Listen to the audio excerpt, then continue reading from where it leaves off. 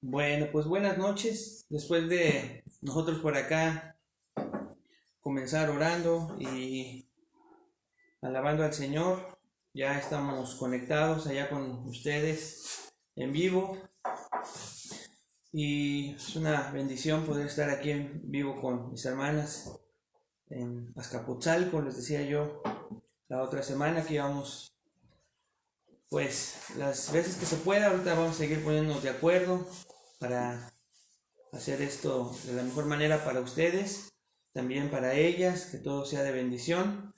Pero bueno, estamos estudiando la primera carta de Pablo a Timoteo, ¿lo recuerdan? Eh, Estamos estudiando el primer capítulo y estamos estudiando los versículos 3 al 11. Y ahí en los versículos 3 al 11, Dios nos está ayudando a saber cómo identificar una falsa enseñanza. Cómo identificar una falsa enseñanza. Recuerden que decíamos que aunque Primera de Timoteo es una carta de las denominadas cartas pastorales, es responsabilidad de todos nosotros como creyentes aprender a ver cuándo estamos expuestos a una falsa enseñanza. No importa cuánto tiempo pueda llevar una persona en el Señor, hemos estado viendo que un pequeño descuido hace que nos desviemos. Los ojos humanos pueden querer darle una ayudadita al Señor cuando se predica, cuando se enseña. A los ojos del hombre parece que a lo mejor no hay resultados y entonces comenzamos a, les digo, ayudarle a Dios de diferentes maneras. Y por eso es importante que quienes escuchan una predicación, un mensaje, una conferencia, como le llaman en algunos lugares, un sermón, sepan ya a partir de la palabra de Dios cómo identificar una falsa enseñanza. Es lo que hemos estado aprendiendo y hoy vamos a ver la tercera parte. Parece que es un poquito extenso, pero sí que quisimos, como lo hacen normalmente la mayoría de los comentaristas, hacerlo en tres partes porque es preferible que nos vayamos poco a poco viendo de qué manera el pasaje en los versículos 3 al 11 del capítulo 1 nos enseña esas cuatro características de la falsa enseñanza que te van a ayudar a evitarla y a contrarrestarla. Cuatro características de la falsa enseñanza que te ayudarán a evitarla y contrarrestarla. Y ya vimos tres de ellas. La primera, recordando de manera muy rápida, es que la falsa enseñanza mezcla la verdad con la mentira. Y eso lo aprendimos en los versículos 3 y 4. En pocas palabras, lo que aprendimos a detalle es que la falsa enseñanza le añade algo al mensaje del Evangelio, al mensaje de salvación. Y aparte, los pasajes nos enseñaron que el resultado de esto es discusiones, obras de la carne. A la larga, una iglesia que está expuesta a la falsa enseñanza normalmente va a tener este tipo de frutos en sus congregantes porque no se están alimentando. Lo único que alimenta al cristiano es la palabra de Dios, es lo único. Y con el tiempo, como pasa cuando alguien no se alimenta correctamente, pues comienzan a surtir, comienza a surtir efecto el resultado de no alimentarse bien. Y lo mismo pasa con la falsa enseñanza. Tiene un fruto. Pero también la escritura en este punto nos dijo que hay un propósito correcto que debería de tener la doctrina verdadera, o que debe de tener la doctrina verdadera, y ese propósito es el amor. Y aprendimos que no es cualquier amor, no es un amor humano como el que nosotros podemos dar, hermanos. No es un amor de nosotros que muchas veces es condicionado. Doy más amor si alguien me da amor porque pues correspondo.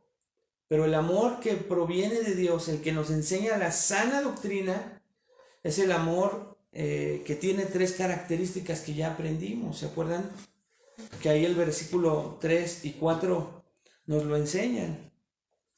Es en el versículo 5, perdón, que es donde vemos la segunda característica, que el propósito entonces de la sana doctrina es el amor nacido de corazón limpio, ya lo estudiamos, de buena conciencia y de una fe no fingida. Así que la falsa enseñanza no busca este propósito, no tiene estos motivos en su corazón de buscar que el resultado de la sana doctrina sea el amor, primeramente hacia Dios y después entre hermanos. Recuerden que eso es muy importante porque es muy fácil aparentar, es muy fácil pensar en emociones y sentimientos humanos que estamos amando a Dios y amando a nuestros hermanos, y en la primer prueba, en donde se mide ese amor, muchos en aquel tiempo cuando Jesús caminó en esta tierra le dieron la espalda, hermanos. Recuerden ustedes, muchas de las personas, las multitudes que seguían en un principio en el ministerio de Jesús, lo seguían por sus milagros, señales, prodigios y maravillas. Y aparte porque les daba ¿de qué? De comer. Pero llegó una parte en su ministerio en donde él ni hizo milagros. Y la escritura no nos dice que no, ya no les dio de comer, pero seguramente algo pasó. Pero lo que sí dice la escritura que es que dejó de hacer milagros, señales, prodigios y maravillas. Al grado de que varios empezaron a darle la espalda. Y entonces vienen esas preguntas de parte de Jesús a sus discípulos al decirles, ¿ustedes también quieren irse? Y es cuando Pedro responde, ¿se acuerdan? ¿A dónde iremos, Señor, si solo tú tienes palabras de vida eterna? ¿A dónde? Pero eso es lo que el ser humano normalmente busca. Ver cosas que se pueden seguir, que se pueden perseguir. Y muchas veces parecen inofensivas este tipo de búsquedas. Obviamente, si me dicen que me invitan a un lugar donde me van a ayudar con mis problemas, donde me van a ayudar con mis situaciones, donde hay milagros, señales, prodigios y maravillas, hoy en día, pues en un punto de necesidad todos vamos a asistir a ese lugar. Es muy tentador asistir a ese lugar. Uno dice ahorita que no, porque por la gracia de Dios hemos sido enseñados. Pero en algún momento, con nuestra fe más débil, pues es más fácil caer en esa tentación y acercarnos a ese tipo de lugares. Pero con el tiempo te das cuenta que el resultado de esa enseñanza, pues es lo que dice 1 Timoteo ahí 3 y 4, que más bien que edificación que es por fe, hay disputas, hay pleitos, hay murmuración, y no se está persiguiendo las motivaciones correctas, que es el amor, el propósito, la meta entonces de la sana doctrina es el amor, y la falsa enseñanza no persigue este propósito. Por último, vimos también que la tercera cosa, hermanos o hermanas, que aprendimos hace 8 días, es que la falsa enseñanza exhibe los deseos incorrectos. Lo que realmente deseaban estos falsos maestros allá en 1 Timoteo, lo vemos en la primera frasecita del versículo 7. Dice ahí, queriendo ser doctores de la ley. Ese era el deseo de estas personas. Decíamos que significaba esta frase ser maestros de la ley. Era para que a ellos recibieran el nombre de rabí. El que te dijeran rabí en aquellos tiempos era algo que llenaba de orgullo a cualquier persona. Y estas personas, estos falsos maestros que estaban en Éfeso, a los cuales tenía que reprender, callar Timoteo, por lo cual fue enviado a esa iglesia, ellos tenían ahí deseos incorrectos. Y decíamos, hermanos, que nosotros, en nuestra naturaleza humana, todos tenemos en nuestro corazón el ser propensos a abrazar la aludación, las saludaciones, a abrazar pues el que nos aplaudan, el que nos digan qué bien lo has hecho. Creo que todos en nuestra naturaleza humana nos es satisfactorio eso. Nada más que estos hombres tenían un deseo que los dominaba, que codiciaban el ser llamados maestros. Y había que tener muchísimo cuidado con eso. Estos hombres estudiaban entonces, dice ahí, querían ser maestros de la ley. Ellos estudiaban entonces la ley para ahí ver qué podía ser algo novedoso para sus oyentes, para su audiencia. Para eso buscaban en la ley. Hoy en día, hay muchas personas que hacen exactamente lo mismo, que buscan estudiar las escrituras y sacar alguna palabra que suene bonita, que suene que alguien no conoce, una frase.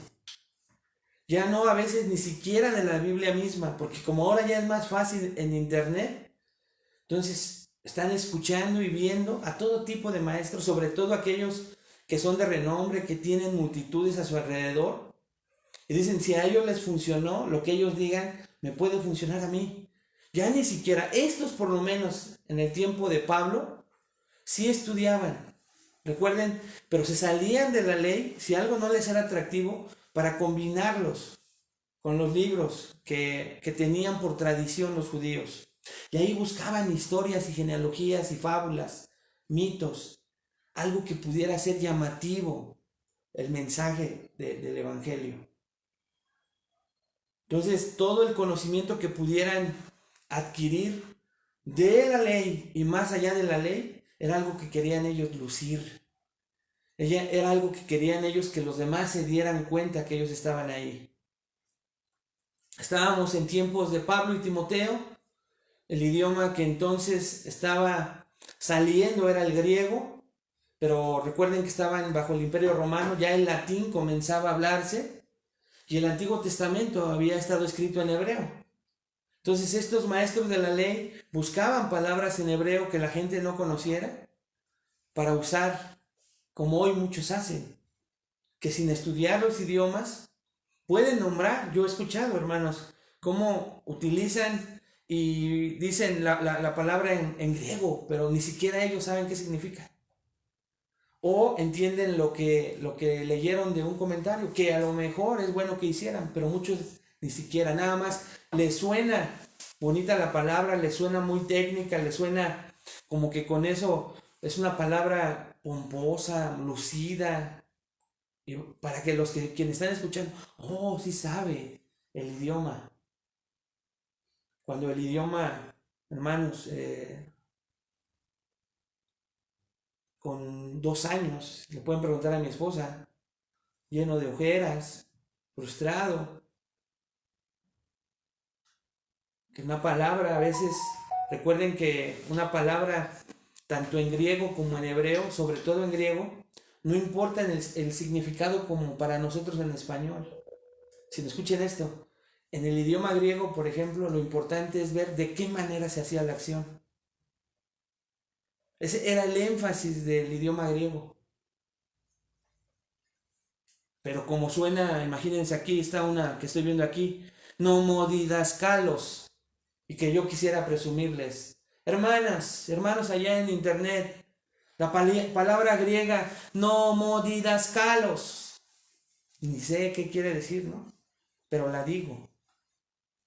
¿Por qué? Porque suena bonito, porque con eso van a pensar que yo sé más, que están frente a alguien que es un maestro de la ley.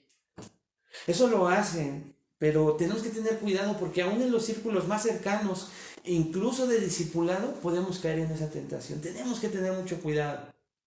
Cuando discipulamos a alguien, evangelizamos a alguien, le compartimos a alguien, tenemos que tener cuidado de no añadir, de no querer lucirnos nosotros, pensar que podemos hacer algo más por la persona, sino de verdad estudiar bien el Evangelio, ver los ingredientes, si se puede llamar de esa manera, no es los pasos, los componentes del Evangelio, para que ninguno se me vaya y entonces lo pueda hacer bíblicamente. Y ya, lo demás es del Señor, lo demás lo va a hacer el Señor, si es que Él quiere que una persona nazca de nuevo en ese momento. Recuerdo, pertenecía a una iglesia, les dije, carismática, en donde la meta cuando me tocaba predicar era que al final del mensaje, que si se le puede llamar así, porque el chiste era buscar o videos o utilizar las luces, que alguien me ayudara con la guitarra, contar historias y testimonios que pudieran conmover a las personas, porque uno no confía en el poder de la palabra de Dios. Pero fuera de eso, les quería yo comentar de esta parte que yo hacía, porque al final también, por la meta era que las personas recibieran a Cristo, como hoy en muchas iglesias también lo hacen, ¿no es cierto?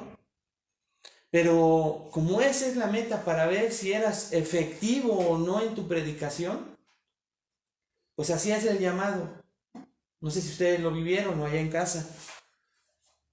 Empieza la música y hoy quiero hacer un llamado especial a los que vienen por primera vez. ¿Cuántos vienen por primera vez? ¿Les suena algo parecido? Sí. Y bueno, de ahí desde su lugar, si alguien hoy quiere recibir a Cristo en su corazón, levánteme su mano ahí desde su lugar. Y de repente, hermano, ves que nadie levanta su mano y te empiezas a preocupar. Y empiezas, a veces honestamente, pues a rogarle a Dios, ¿no? Señor, es tu obra, tú levántalos.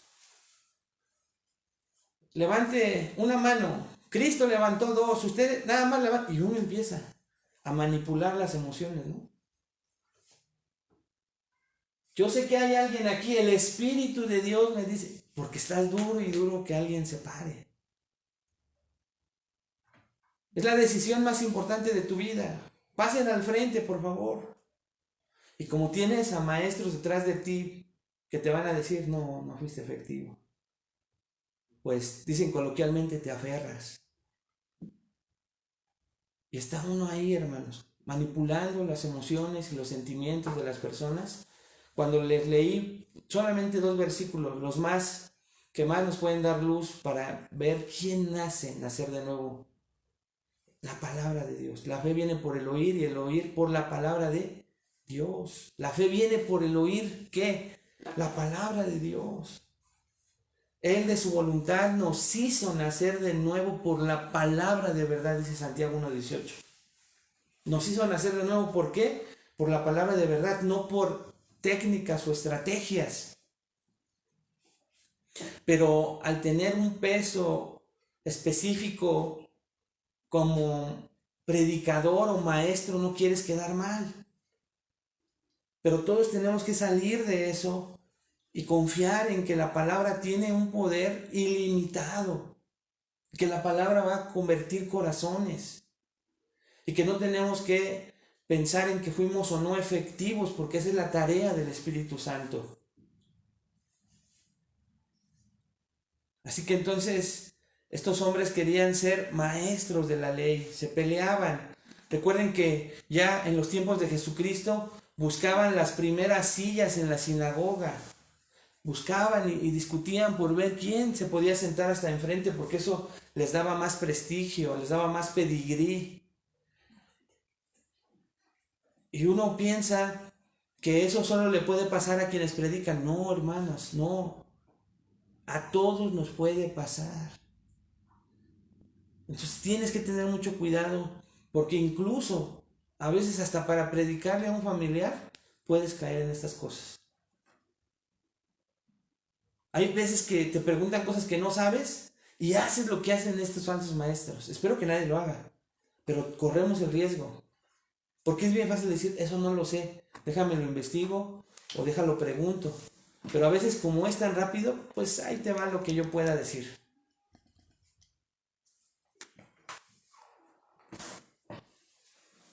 Y tenemos que tener mucho cuidado porque vean en qué momento tan fácil nos podemos desviar. Así que todos estamos expuestos.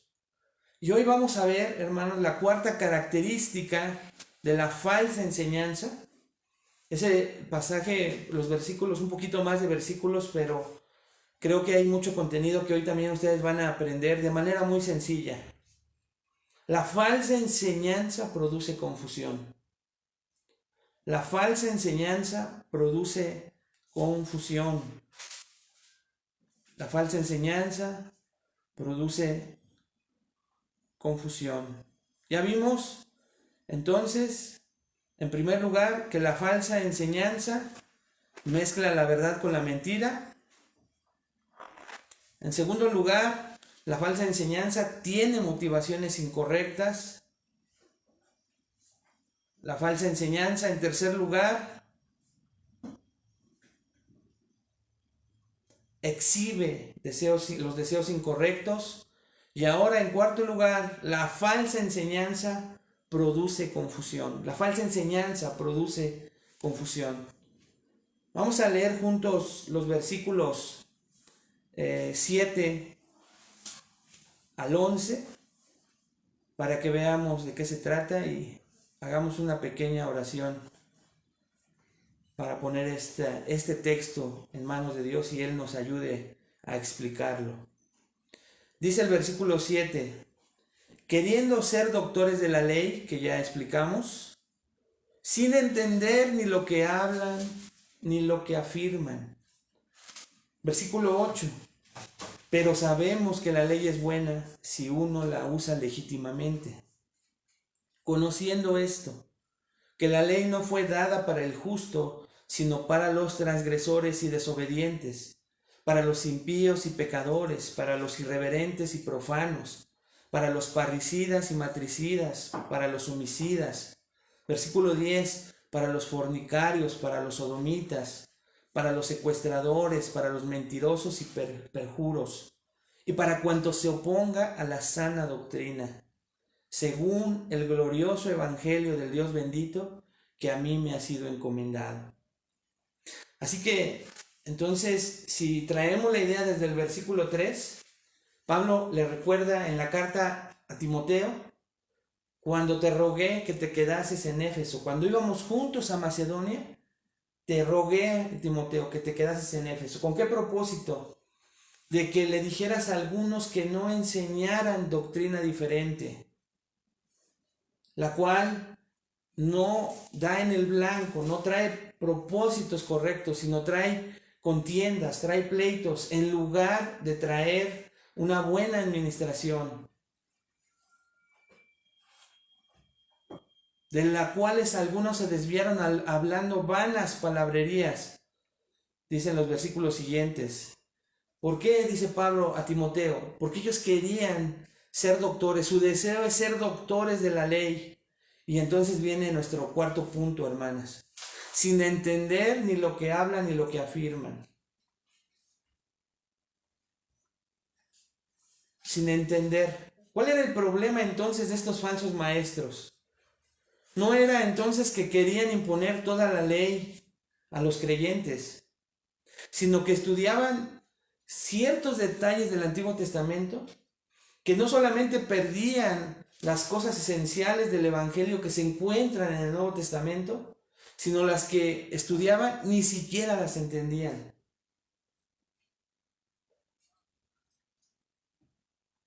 Vean lo que dice ahí. Sin entender ni lo que hablan ni lo que afirman. Esta frase, sin entender lo que hablan, ni lo que afirman, nos da una señal de que la falsa enseñanza de estos hombres no solamente era que podían tener la elocuencia para enseñar, sino cuando dice ni que lo afirman, ni lo que afirman, es que ellos hablaban con tal seguridad, hermanos, con tal seguridad, que sus oyentes les creían sus mentiras. Te voy a poner un ejemplo de la actualidad.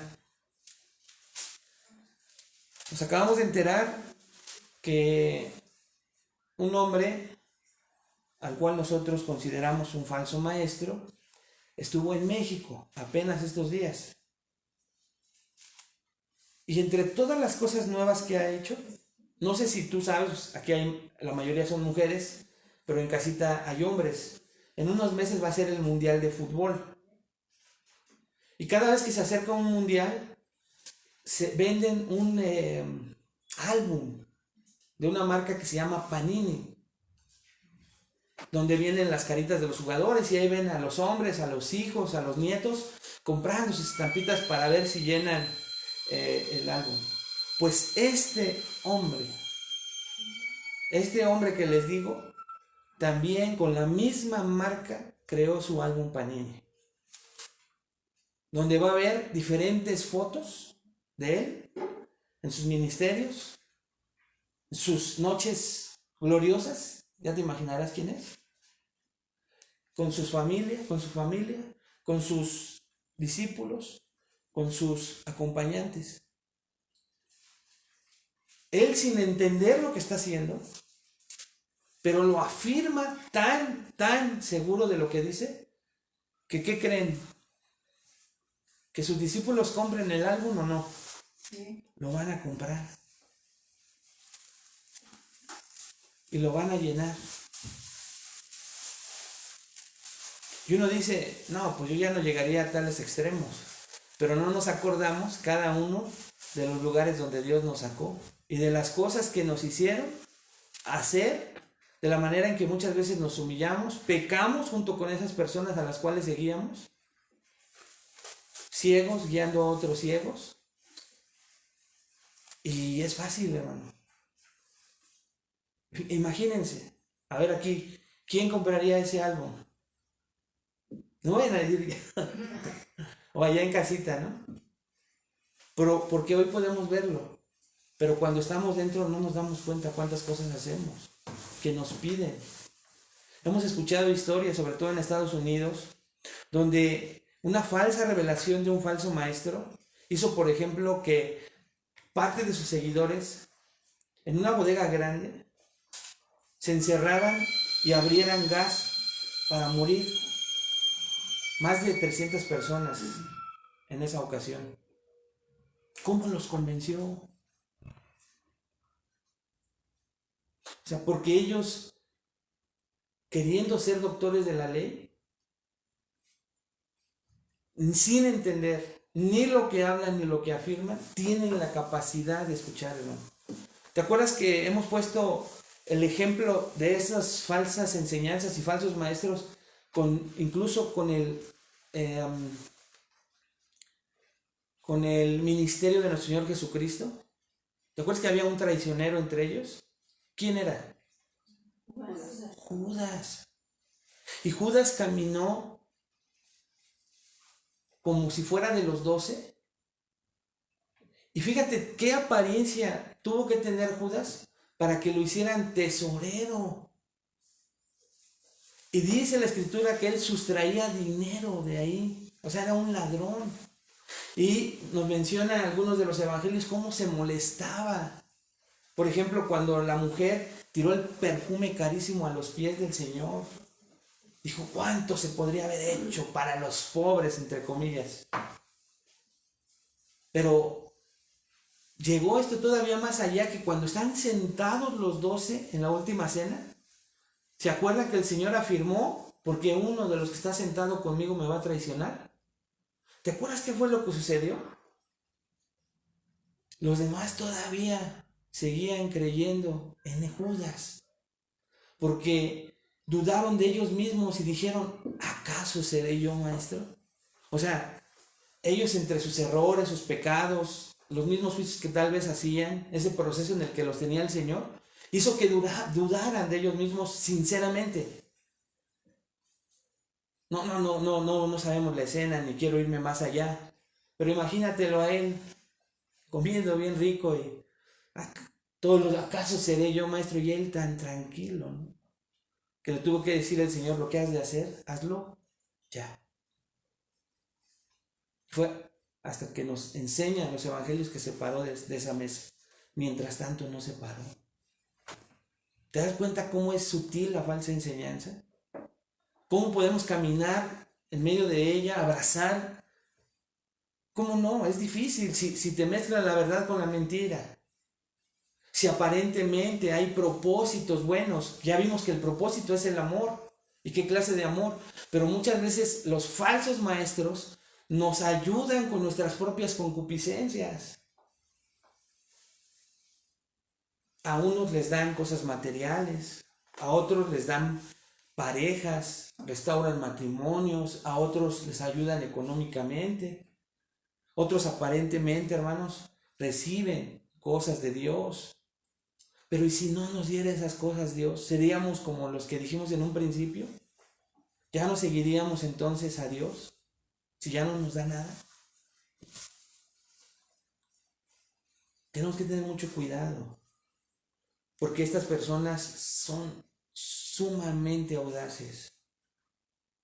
Aunque no saben lo que están diciendo, pero lo afirman con tal seguridad que quienes les escuchan se van con la finta, como dicen coloquialmente.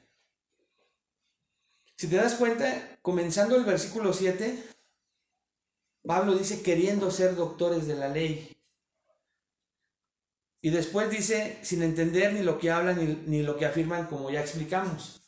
Pero en el versículo 8, si vas conmigo ahí al versículo 8, ese pero Pablo lo utiliza para explicarle a Timoteo que no es que pudiera ser mala la ley o que ellos pudieran ser maestros o doctores de la ley, porque eso pudiera ser que se pudiera pensar que Pablo estaba diciendo entonces que la ley es mala.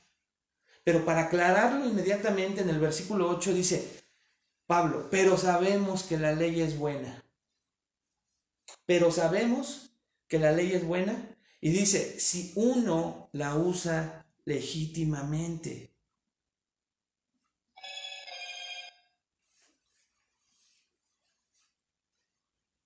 Se presta sin duda el momento, como te decía, y el lugar de tener que predicar la ley. Se debe proclamar no como un debate ocioso, sino yo quiero preguntarte, y tú solito contéstate, allá en casita o ahí sentada, sentado, así de manera muy rápida: ¿para qué es la ley buena? ¿O por qué es la ley buena si se usa legítimamente? ¿Cómo deberíamos de usarla? O sea, Pablo dice: tenemos que usar la ley porque la ley es buena si se usa legítimamente. La ley la podríamos resumir con los 10 mandamientos, ¿estás de acuerdo? Entre todo lo que fue pasando con los libros del Pentateuco, con las piedras que les entrega el Señor al pueblo, donde vienen los 10 mandamientos y después 613 mandamientos de esos 10 mandamientos para su pueblo. Porque acuérdense que Israel tenía una teocracia. Como hoy nosotros tenemos presidente, por ejemplo en Inglaterra, primer ministro, pero es una monarquía. Hay un rey y una reina. Así Israel no tenía presidente, no tenía un rey físico, sino ¿quién era su rey? Dios. Y por eso Dios comienza a repartir la tierra prometida, comienza a declararles sus tareas, incluso a los levitas. Él empieza a gobernar al pueblo de Israel.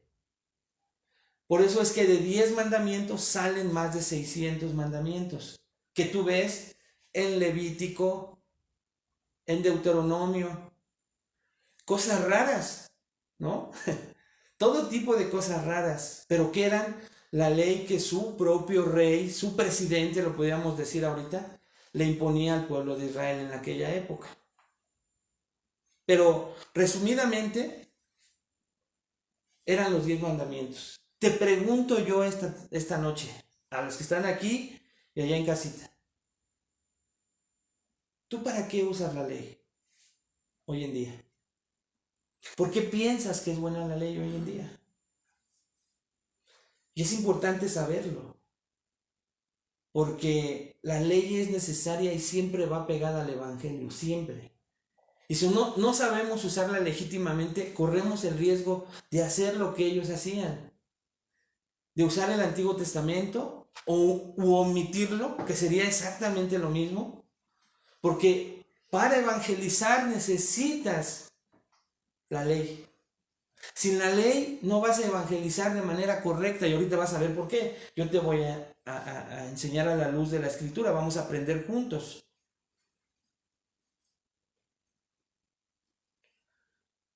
¿Cuál es entonces el uso o el propósito principal de la ley? Tú ahí sentado, sentada o allá en tu casita, ¿por qué había que buscar ese propósito principal de la ley? La ley, hermanas, hermanos, a ver si tú pensaste lo mismo. Ahorita lo vamos a aprender juntos. Ojalá sí hayas dicho algo. La ley en aquel entonces, después en tiempos de Jesús, en tiempos del pueblo de Israel cuando fue dada, después en tiempos de Jesús, en tiempos de Pablo y a lo largo de la historia hasta nuestros días, el propósito principal de la ley era el demostrar la maldad humana en primer lugar. La maldad humana. Por eso, dice Pablo, en un sentido la ley es buena, porque es algo bueno que tú y yo sepamos a través de la ley los 10 mandamientos. Los primeros 4 en referencia a Dios, ¿te acuerdas que son de esa manera? Los primeros 4, si tú los ves allá en Éxodo, los primeros 4 son en referencia a Dios. Y después los otros son en relación a nuestro prójimo. Tan es así que Jesús lo resume cuando le preguntan ¿cuál es el más grande mandamiento? Él dice y le resume esos 10, amarás al Señor tu Dios con toda tu mente, con toda tu alma y con todas tus fuerzas. ¿Y a quién? Y a tu prójimo como a ti mismo. Los 10 mandamientos es hacer lo contrario, no amar a Dios en los primeros 4 mandamientos y en los otros 6 a nuestro prójimo. Por eso es que el primero dice, no tendrás dioses ajenos fuera de mí. Y normalmente el pueblo de Israel y hoy en día el hombre tiene otros dioses. Las cosas materiales, un carro, un trabajo, una profesión, otra persona.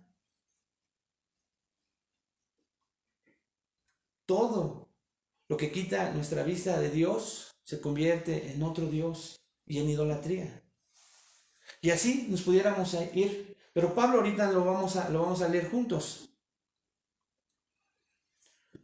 Entonces, ¿para qué fue diseñada la ley? En primer lugar, para mostrar la maldad humana. Es como verte cuando alguien te habla de la ley, te ves en un espejo y dices, estoy mal, estoy feo, soy un pecador. Ese es el propósito de la ley.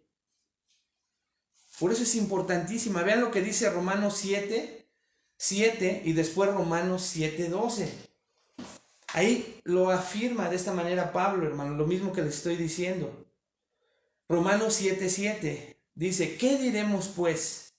¿La ley es pecado? En ninguna manera. Pero yo no conocí el pecado sino por la ley, porque tampoco conociera la codicia si la ley no dijera, no codiciarás. Esto quiere decir que Pablo no le está echando la culpa a la ley, porque la ley ya estaba escrita en su corazón. Pero cuando él se ve expuesto a la ley, ahora se da cuenta que tiene una batalla con la codicia. Y dice en el versículo 12, Romanos 7:12, de manera que la ley a la verdad es santa, y el mandamiento santo, justo y bueno.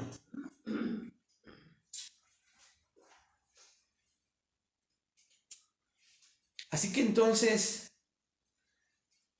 lo primero que les dice en el versículo 7 y en el 8, Pablo a Timoteo, es que estas personas, queriendo ser doctores, sin entender ni lo que hablan ni lo que afirman, y entonces dice, pero la ley es buena, Timoteo, si uno la usa legítimamente. Y vean lo que dice, conociendo esto. Versículo 9. Primera de Timoteo 1:9. conociendo esto, que la ley no fue dada para el justo. Hagan una pausa ahí. La ley entonces no fue dada para el justo. Según Romanos 3, ¿cuántos justos hay, hermanos? Bien. No hay justo ni aún uno, dice la Escritura. Pero la persona, el ser humano, se siente justo, se siente bueno, o no se siente tan malo en comparación a quienes están a su alrededor. Así tú y yo estuvimos antes sin Cristo. Pero Pablo inmediatamente le dice a Timoteo, conociendo esto, Timoteo, que la ley no fue dada para el justo. Esta frase, hermanos, lo que nos indica es que los falsos maestros, la falsa enseñanza, que es nuestro punto 4, produce confusión porque los falsos maestros utilizaban la ley para sentirse ellos justos y los demás pecadores. Porque les imponían cargas a todos los demás. Imagínate cuando llegaban los falsos maestros de aquellas épocas y te decían, en la sinagoga predicando o acercándose a ti, con las consecuencias que había en quebrantar muchos de los mandamientos. No tendrás dioses fuera de mí.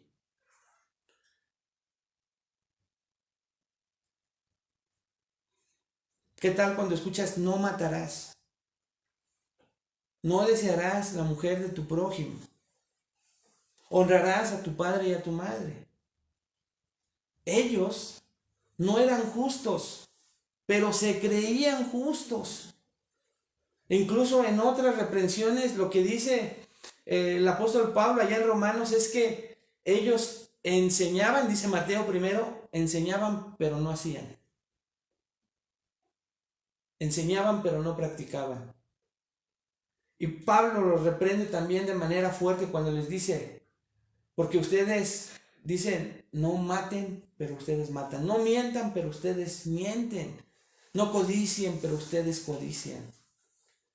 Pablo está exhibiendo la naturaleza humana de todo el ser humano, todo ser humano.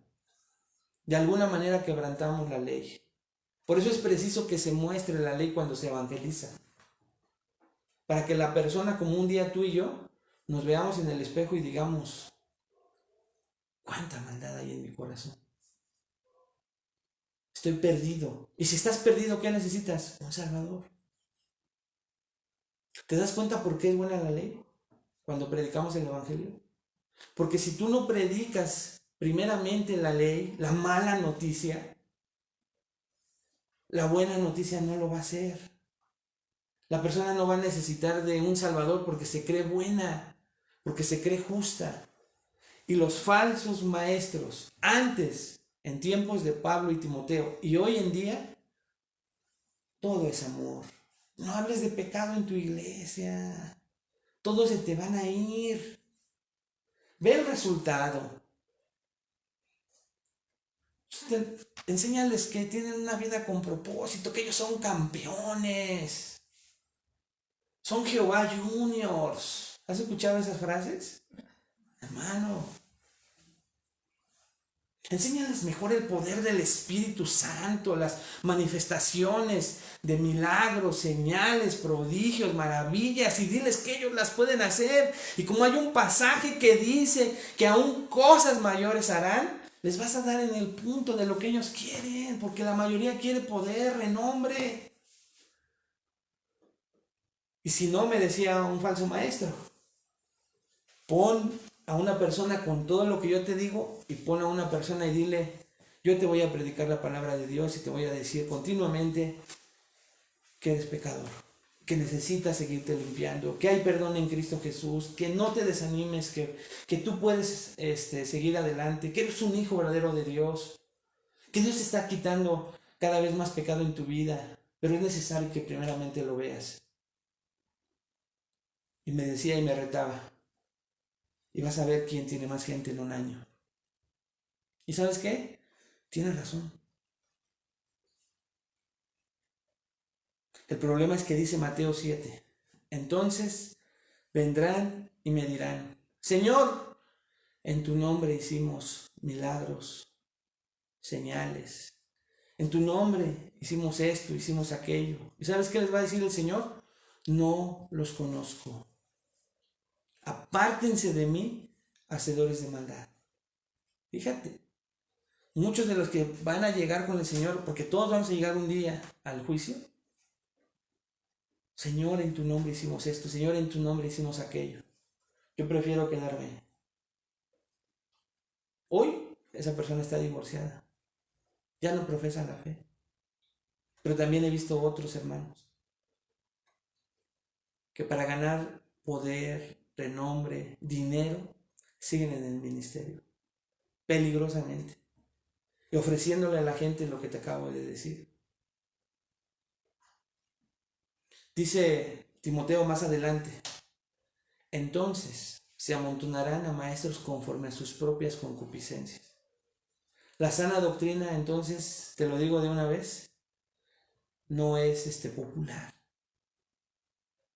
pero es real, es verdadera, es la que nos va a asegurar nuestra salvación día con día, la que nos va a dar una vida piadosa diferente mientras el Señor regresa. Mientras la falsa enseñanza, entre emociones y sentimientos, ese es el peor engaño, que entre el desahogo de pensamientos y emociones y sentimientos, uno cree que está en el lugar correcto y uno cree que está madurando y está creciendo. Cuando aquí lo duro, lo difícil, lo aburrido que es la predicación de la palabra expositiva, te hace crecer, hermano. Pero es igual que la dieta, es igualito que la dieta. Si siempre hemos estado acostumbrados a comer grasita, azuquita a nuestro antojo, que es la falsa doctrina, imagínate cuando nos dan verdurita en lugar de coquita, agüita, sin azúcar. Tú dices, bueno, un día estoy motivado, le entro, pero conforme pasan los días empiezas a desesperarte. Y si no continúas, no ves resultados. Así es la sana doctrina. Te pregunto esta noche, o más bien te animo a que revises tu corazón y que después de esta enseñanza, cuando tengas la tentación de partir nuevamente a esas falsas doctrinas, sería irte a amontonar a maestros conforme a tus propias concupiscencias, a tus propios deseos. Pero ya fuiste enseñado.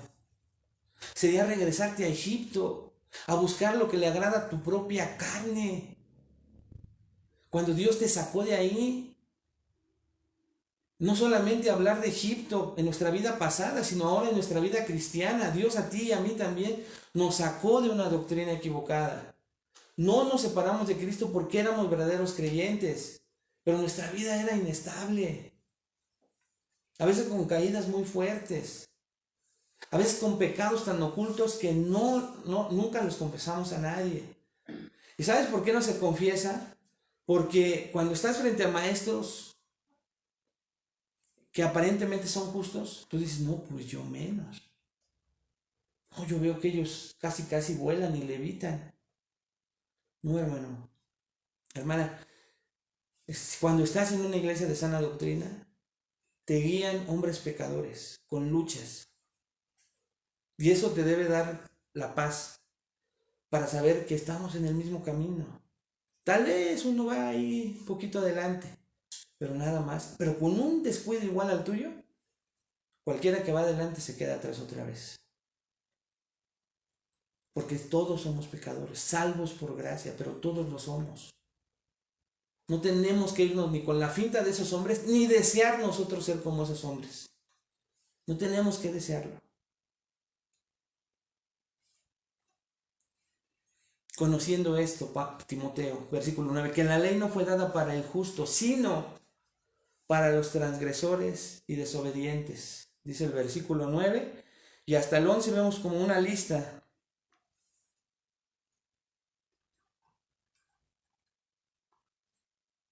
¿Ya la viste ahí?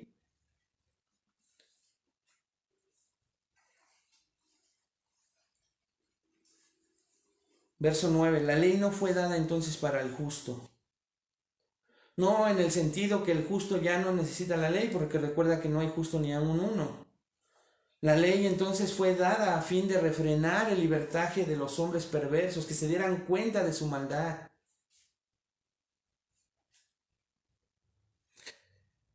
Y entonces viene esta lista que te acabo de decir. Primero están los pecados contra Dios, te dije. Después los pecados contra los hombres.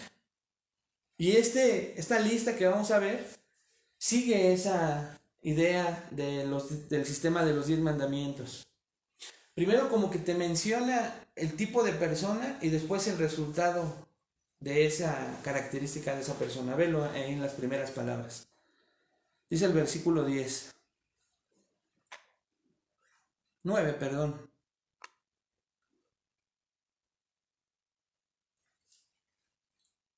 Sino para los transgresores y desobedientes. ¿Ya lo viste ahí? ¿Qué es un transgresor? Indica a una persona que vive sin ley o aparte de la ley, como si la ley no existiera. Él sabe que la ley existe, pero vive como si no existiera, ignora la ley. Podríamos decir en pocas palabras, es una persona rebelde. Y el resultado de una persona transgresora es que es desobediente, ¿ya lo ves? Por eso dice transgresores y desobedientes. Primero te muestra la característica de la persona y después cómo manifiesta esa característica. El que es transgresor es desobediente. ¿Has visto a una persona que dice, no, a mí la ley de tránsito no me hace daño? Si yo veo un rojo, como yo soy daltónico, para mí es verde. Y todo lo mío es verde y yo me lo voy a pasar. Es una persona transgresora. Una persona, ¿y qué hace? Desobediente. Porque si dice rojo es saldo total, dice, no, ¿yo qué? Yo me paso el alto. ¿Por qué? Porque indica una persona que no se somete, que es independiente, indisciplinada, una persona rebelde. En primer lugar, contra Dios y su ley. Es una persona que no quiere someterse a ninguna autoridad.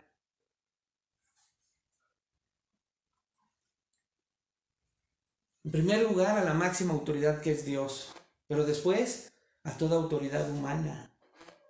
Y se puede manifestar estos transgresores desobedientes de dos maneras, hermano. Hay transgresores que son obvios. Son esas personas que de plano en todo están en contra. Todo están levantando su mano. Todo están diciendo, pues yo no lo veo así. Pues todo cuestionan. Donde se encuentren, todo cuestionan. Porque son personas sin ley. Pero hay las mismas personas transgresoras que lo hacen de manera pasiva. Lo mismo que hace el que grita y que se pone de rebelde, pero esta persona lo hace, como dicen, a las caiditas. Es rebelde, es transgresor, es desobediente, pero lo hace de manera disfrazada. ¿De cuál eres tú? No, no es cierto.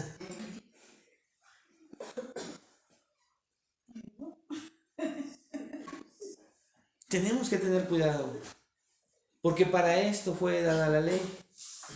Para que si tú y yo nos ubicamos en esto, la ley nos lo muestre. Y no solo nos lo muestre, sino nos lleve a algo que te voy a decir al final. Después dice impíos y pecadores, ¿ya viste? Impíos y pecadores, versículo 9. Para los impíos y pecadores, ¿qué es una persona impía? Es irreverente. Son personas que no tienen nada que ver con la religión, con lo religioso, que se oponen a todo lo que es Dios. Y si se oponen a Dios, entonces se vuelven aún más pecaminosos, dominados por la carnalidad. Una persona que es impía, que todo lo que le suene a religión o a Dios lo rechace, ¿en qué se convierte? Dice ahí, pecador, ¿ya viste? ¿Se acuerdan qué significa pecador? Normalmente, y el significado más obvio es errar en el blanco, no dar en el blanco. Así que la persona que es impía, irreverente a las cosas de Dios, no da en el blanco. Continuamente se equivoca. Después dice irreverentes y profanos. La persona irreverente significa una persona no santa, indica una falta de pureza interior. Y es el resultado de ser un pecador. Y profanos indica una persona que demuestra falta de reverencias a las cosas sagradas. No solamente es una falta de respeto con la boca, sino incluso con acciones, incluso hacia otras personas para no respetar su religión. Hace no mucho, no sé si viste a una persona del poder legislativo, no me acuerdo si era senadora o diputada, vestida con la indumentaria del Papa, queriendo promulgar una ley, a ver si no nos corta Facebook, o nos amonestan. Ella es transgénero, o sea, ella se cambió de sexo. Y se puso el atuendo del Papa y lanzó una propuesta para que a todas las asociaciones religiosas o a los ministros los puedan demandar cada vez que agredan y no respeten la ideología de género. Es una persona profana, irreverente.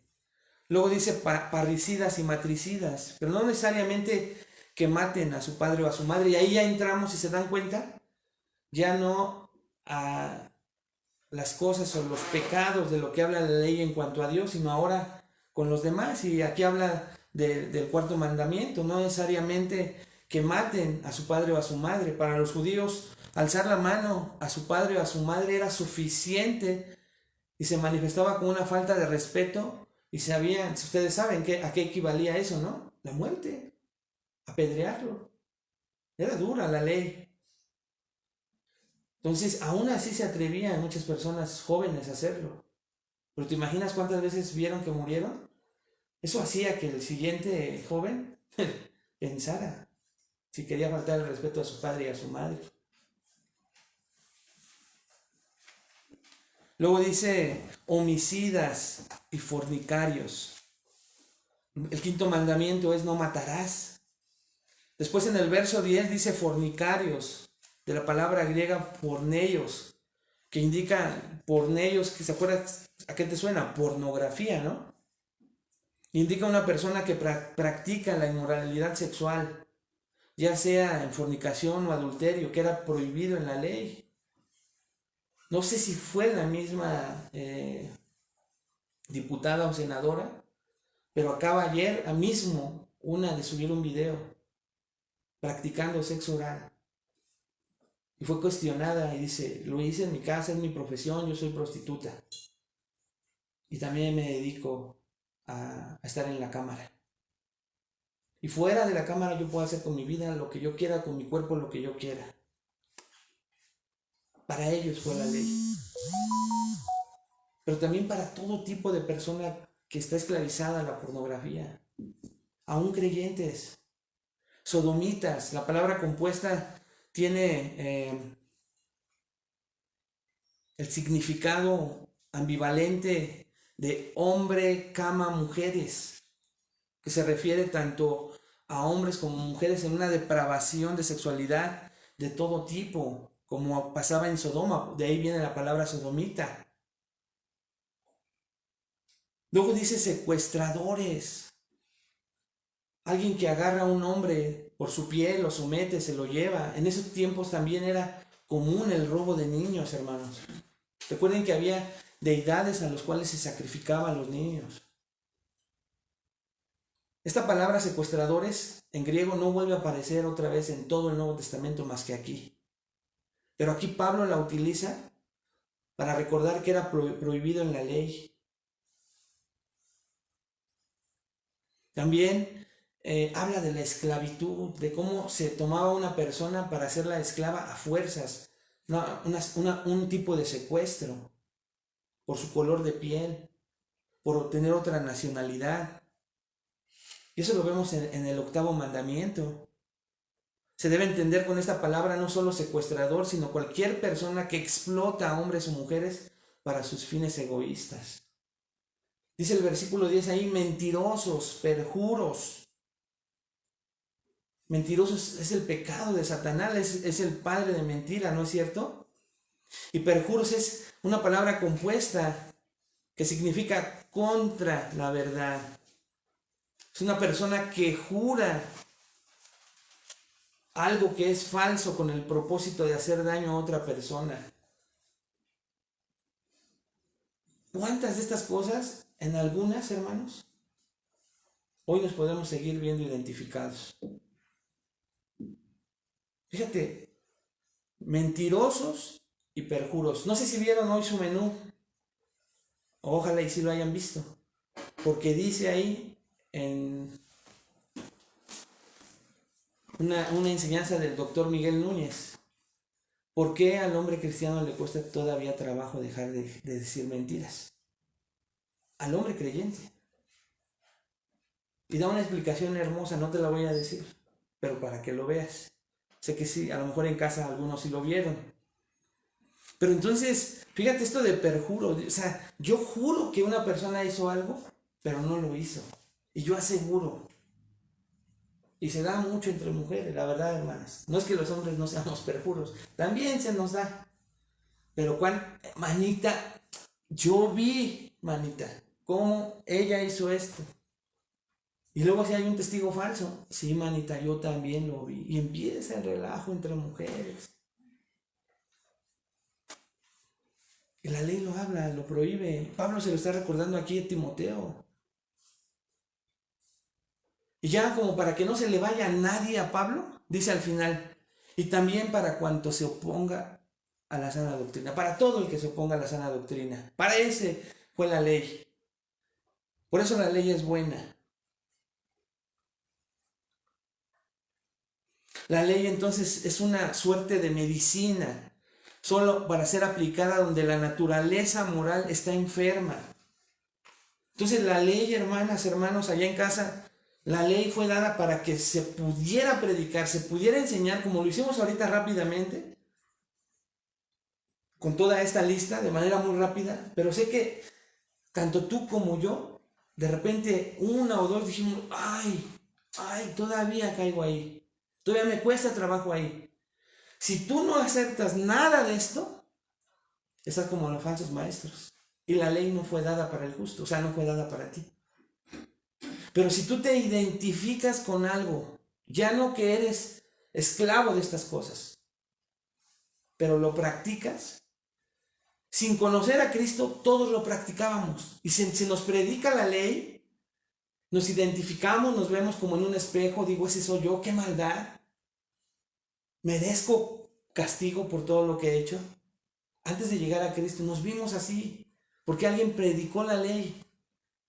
Pero no se quedó en la ley, sino después nos predicaron el Evangelio de Cristo, ¿no es cierto? Y nos dijeron, pero hay alguien que ya pagó lo que te correspondía pagar a ti. Y lo hizo con su propia vida, y se llama Jesucristo. ¿Cómo no creer en Él? ¿Cómo no abrazarnos de nuestro Salvador, no es cierto?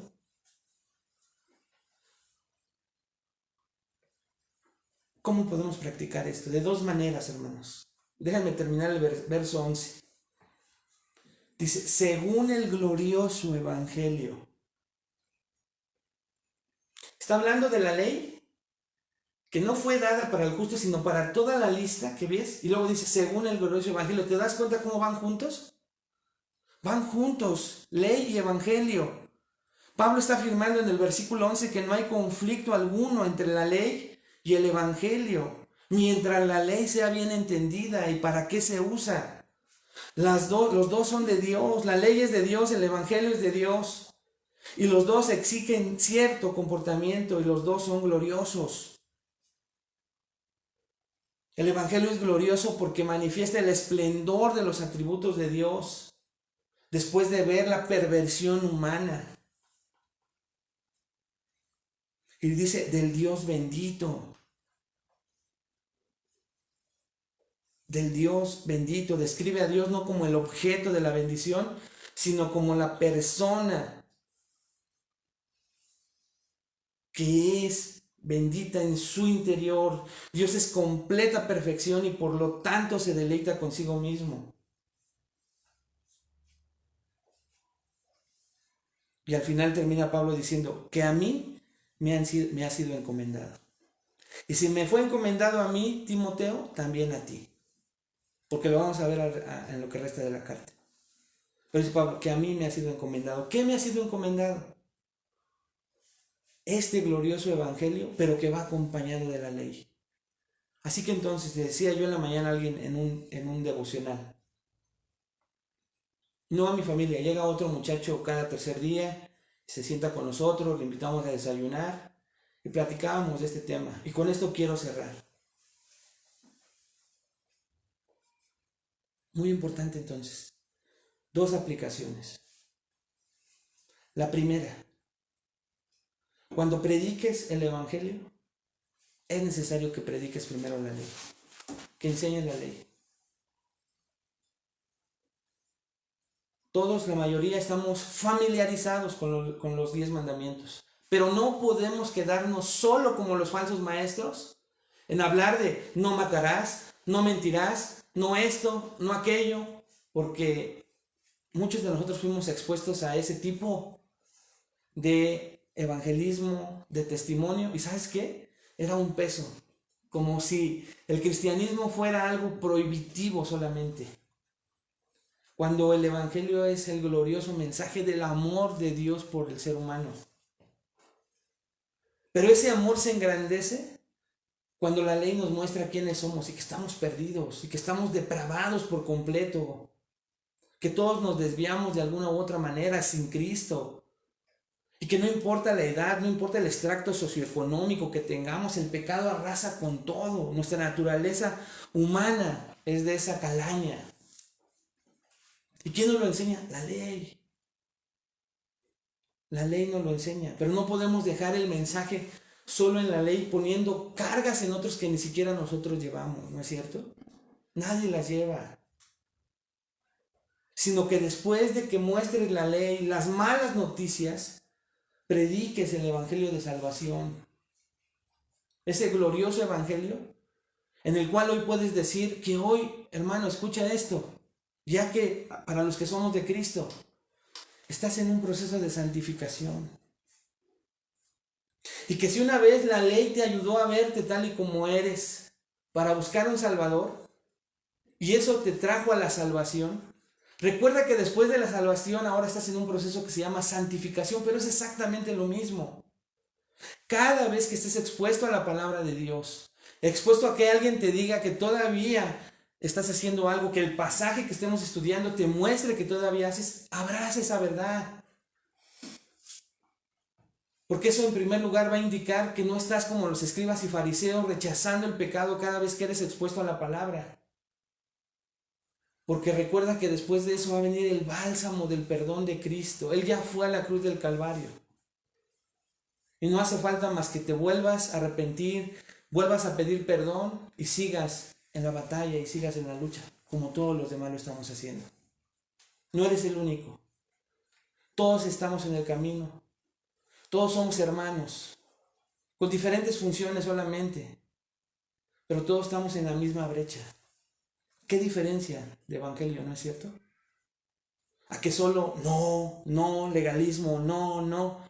Y entonces la congregación de repente ya esté callada confesando sus pecados, los feos pecados que tal vez hoy cometiste de pensamiento, palabra o omisión, o un pecado que tal vez traigas atorado, que ni siquiera Dios le has confesado. Dios lo vio. Ten libertad. Dios está esperando que lo confieses. Que de este mensaje, si te viste así de chispazo, porque vimos demasiado rápido estas características de para quién fue dada la ley. Los mentirosos, los perjuros, patricidas, madricidas, matricidas. ¿Qué más? Secuestradores, sodomitas, fornicarios, irreverentes, rebeldes, impíos, desobedientes, transgresores. Si tú hoy de repente te viste en ello, dale gracias a Dios porque ya no lo practicamos. No somos los mismos. Pero no somos perfectos todavía. Y para eso se tiene que seguir predicando la palabra de Dios, porque lo único que nos puede limpiar es la palabra de Dios. En segundo lugar, entonces,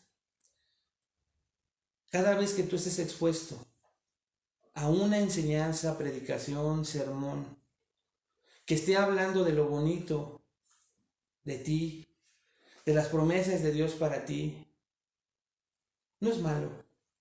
Pero después de 2, 3, 4, 5 veces, de que eres un campeón, de que eres un Jehová Junior, de que hay que ser liberales en el cristianismo, huye de ese lugar. Huye de esos maestros. Huye. Porque te puedes encontrar amontonándote a maestros conforme a tus propias concupiscencias y escuchando lo que tu carne quiere escuchar. Y corres el riesgo que detrás de ellos estés frente al Señor Jesucristo y también a ti te diga, no te conozco. ¿Por qué correr el riesgo, hermano? ¿Por qué correr el riesgo en casa? Todos nos podemos desviar en cualquier momento. Tengamos mucho cuidado cuando queramos enseñar, cuando queramos predicar, pero no por eso dejemos de hacerlo. Dios siempre respalda, pero llega el momento en que tenemos que reconocer que necesitamos ser enseñados, que necesitamos crecer y madurar para proclamar de mejor manera el Evangelio. Vamos a orar. Padre, te damos gracias por esta enseñanza. Gracias porque vemos estas características de la falsa enseñanza que hoy, Señor, y meditando en las clases anteriores, nos ayudan a poder ahora identificar un poco más cuando nos veamos expuestos a este tipo de doctrina, Señor. Espíritu Santo, alértanos, porque no solamente muchas veces es al lugar al que vayamos, hoy es con lo que vemos, Señor, en el internet cristiano. Es lo que vemos cuando tenemos vecinos, familiares, amigos, en lugares, Señor, donde se enseña falsa doctrina. Y ellos, Señor, muy creídos, apasionados, amando sus lugares y a las personas, nos quieren compartir. Pero hoy tú ya nos alertas de eso. Permítenos amarlo, Señor, y seguir aprendiendo a través de esta carta para saber cómo con amor traerlos a la verdad de tu bendita palabra. Síguenos capacitando, Señor, lo necesitamos. Que no creamos, Señor, que ya no necesitamos ser santificados. Que no caigamos en el error, Señor, de la falsa enseñanza, sino que reconozcamos que estamos en un proceso, que aún nos seguimos equivocando y que por eso necesitamos estar expuestos a la sana doctrina. Que como una herida, Señor, aunque de repente es dolorosa, va a limpiar, Señor, profundamente una herida y no nos va a causar gangrena, que se nos pudra una parte del cuerpo, Señor, pero en este caso nuestra alma en el infierno. Líbranos de todo eso, Señor, te lo pedimos, en el nombre de Cristo Jesús. Amén. Amén. Pues que Dios les bendiga. A los que estamos allá en casita, nos vemos la próxima semana.